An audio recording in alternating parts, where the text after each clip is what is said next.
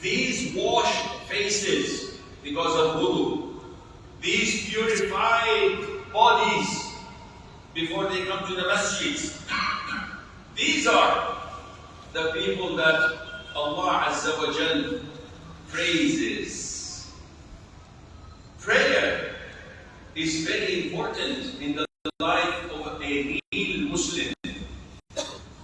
This is why in Sahih Imam Muslim, Abdullah ibn Mas'ud radiyallahu anhu Allah says, I remember when no one among us, the companions, stayed away from the prayer except a hypocrite who was known for his hypocrisy or one who was sick. This is how companions looked and labeled one another. You missed salah, you are one of two. Either a hypocrite known for your hypocrisy, or you are sick. You have a legitimate reason to skip it. You tell me, in Friday, the masjid is fully packed, alhamdulillah. I don't know your country. This is the second time I come here. But in Fajr prayer today, how many rows were there? 2? Maximum 5? Where are the rest? Asleep. Why? Don't you know that this is a sign of hypocrisy?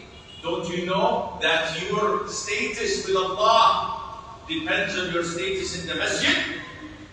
This is something that we must contemplate and think about.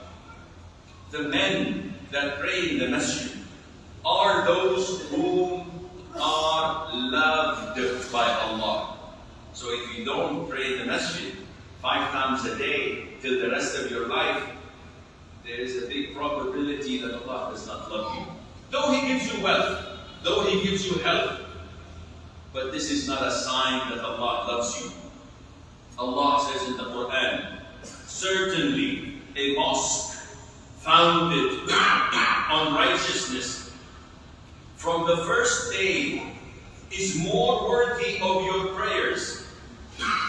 In it are men, again highlight, in the masjid are men who love to be purified, and Allah loves those who purify themselves. And I pray to Allah that He loves me and you because we purify ourselves. Again, who are the real men? If you come and read the Quran and compare the people we see around us, look in the mirror, you see yourself. Look around you, your relatives, your friends, your comrades, etc. Only then, when you compare them to the Quran, we see a huge discrepancy. Why? Muslims today, those I know personally, who used to be with me, who used to be righteous, practicing, giving da'wah, seeking knowledge, by time they started to compromise their religion, they have weakened, softened, and flipped, changing their compass, not to that which pleases Allah, rather to that which pleases their wills and desires. Allah says in the Quran, مِنَ الْمُؤْمِنِينَ رِجَالٌ صَدَقُوا مَا عَاهَدُوا اللَّهَ عَلَيْهِ فَمِنْهُمْ مَنْ قَضَى نَحْبَهُ وَمِنْهُمْ مَنْ يَنْتَظِرُ وَمَا بَدَّلُوا تَبْدِيلًا. Among the believers are men who have proven true to what they pledged to Allah. Some of them have fulfilled their pledge with their lives and passed away. Others are waiting their turn. They have never changed their commitment in the least. The greatest gift of Allah Azza wa Jalla to all of us is the gift of guidance, is the gift of Islam, is the gift to be abiding by the Sharia. However, reaching the peak is difficult. To maintain the peak and not fall down, this is the real challenge. Allah says, and they have never changed their commitment in the least. Ask yourself, how do you find yourself, your religious commitment, your iman, your heart, today compared to 3 or 4 years ago? A lot of the Muslims have changed. Akhi, why aren't you steadfast? Why do you think today so many things are halal when 3 years ago you used to think it's haram? So many people listen to music. So many people watch haram. So many people don't lower their gaze when they look at the opposite gender. They have no problem with free mixing. What remains from Islam? If you keep on retreating back until you fall on your heels. Islam, this beautiful religion that Allah has blessed us with, what did you do to it? What's your contribution in this globe? What's your contribution to this country? What's your contribution to your neighborhood? What's your contribution to your own direct family? What did you do to Islam? A real man is a man who would give da'wah and call to Islam and does his level best to make this religion a victorious religion, even if he is harmed by his own relatives and people. Even if it leads to his destruction, he has no worries, because at the end we want Jannah. You live 60 years, you live 100 years, your last target is Jannah. So it doesn't matter when you die. But if you live and die for the cause, you will go to Jannah. Allah Azza wa Jalla says in the Quran, a believing man from Pharaoh's people who was hiding his faith argued. He argued with Pharaoh and with his people. Will you kill a man only for saying, my Lord is Allah, while he has in fact come to you with clear proofs from your Lord? He's endangering himself only to work for this religion and to spread it, even if it leads to him being dead at the end of the day. So what have I and you done for this religion? أقول هذا القول وأستغفر الله لي ولكم فاستغفروه إنه هو الغفور الرحيم.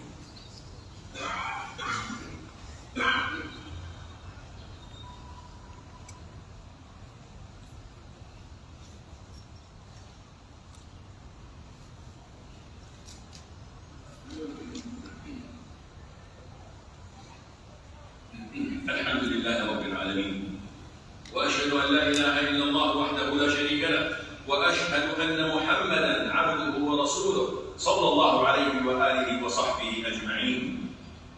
Manhood, it is a beautiful thing to have. But real men are not measured by how huge and big their bodies are or how handsome they look. Real manhood in Islam is measured by what's in your heart. If it's filled with Iman, if it's filled with commitment to Islam. Ali ibn Abi Talib, may Allah be pleased with him, he says, once the Prophet ﷺ ordered Abdullah ibn Mas'ud to climb up a tree and fetch him something. So he did. And the moment he was on top of the tree, the companions fell on their backs laughing. So the Prophet ﷺ, why are you laughing? And Abdullah ibn Mas'ud was a very, very thin, skinny man. Very small in size. And they said, oh Prophet of Allah, look at how thin his legs are. They're like a miswak. So funny. The Prophet said, by Allah, his thin legs are heavier at the scale with Allah than Mount Uhud. This is how we look at people and label them and identify them. Not how big they are, rather what's in their hearts. Manhood is not what people judge you by or they think, because their judgment is based on worldly matters. They identify things to be good while actually it is bad.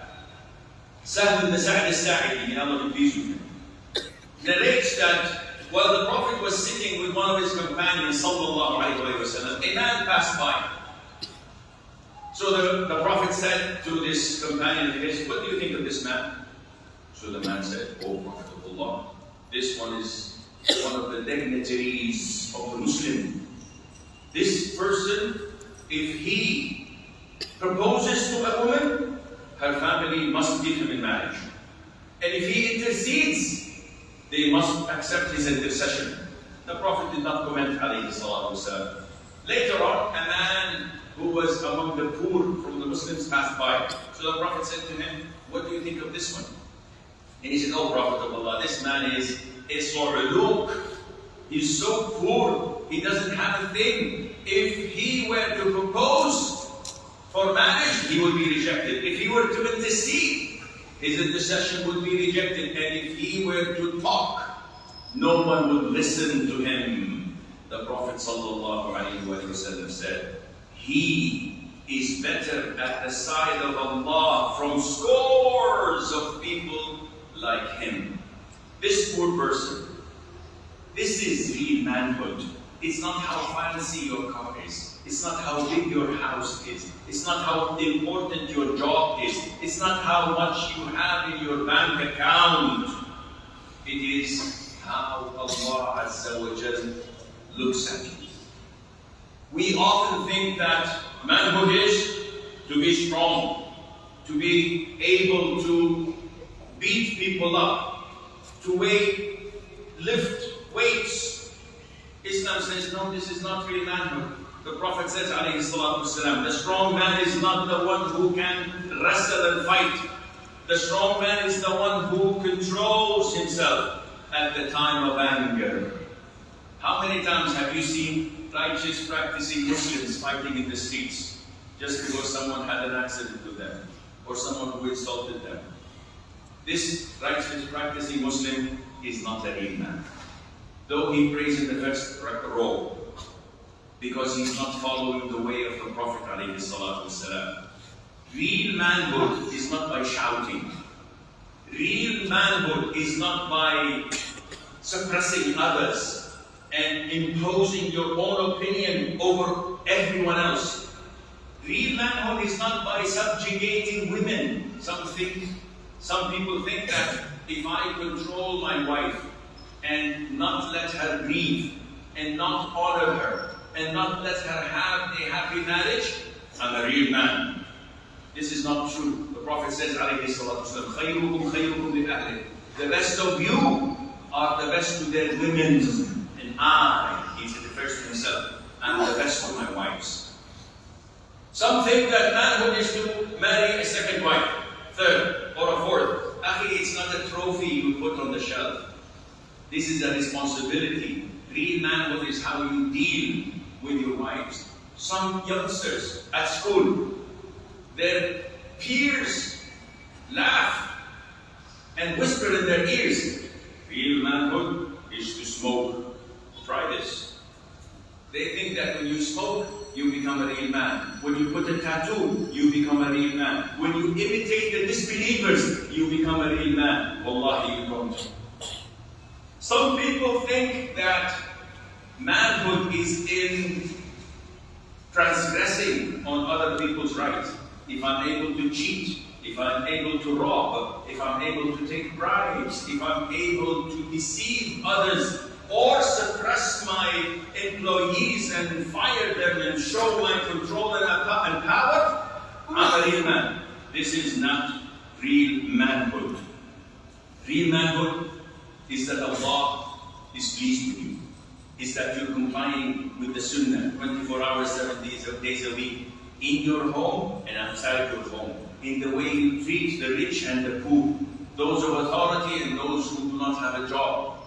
This is how you be classified. This is how we can classify you. So, did we do our level best to make our children grow up to be real men, to have the courage, the generosity, the wit, the smartness, the compassion, the kindness, the mercy, to be and to grow up as real men?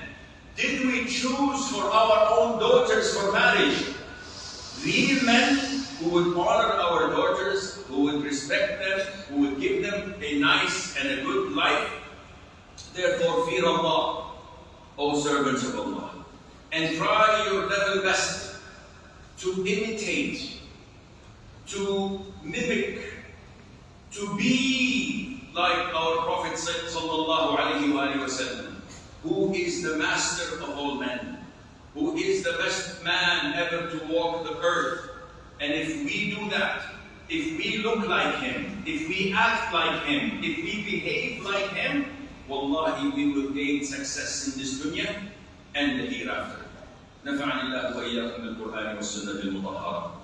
اللهم اغفر لنا وارحمنا وعافنا واعف عنا وتولنا برعايتك ولا تحرمنا. ربنا آتنا في الدنيا حسنة وفي الآخرة حسنة وقنا عذاب النار. اللهم اشف مرضانا وارحم موتانا وبلغ بما يرضيك آمالنا. ربنا اختم لنا بالباقيات الصالحات أعمالنا. اللهم اجعل ثأرنا وكيدنا على من ظلمنا وعادانا.